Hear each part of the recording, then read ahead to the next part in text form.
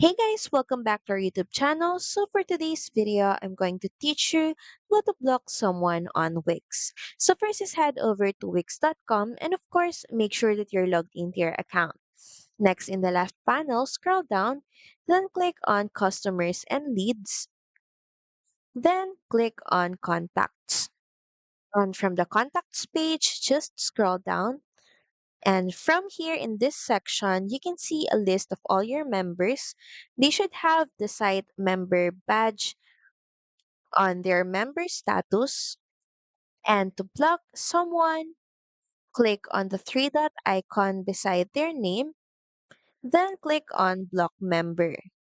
To finalize everything, click on block member once again.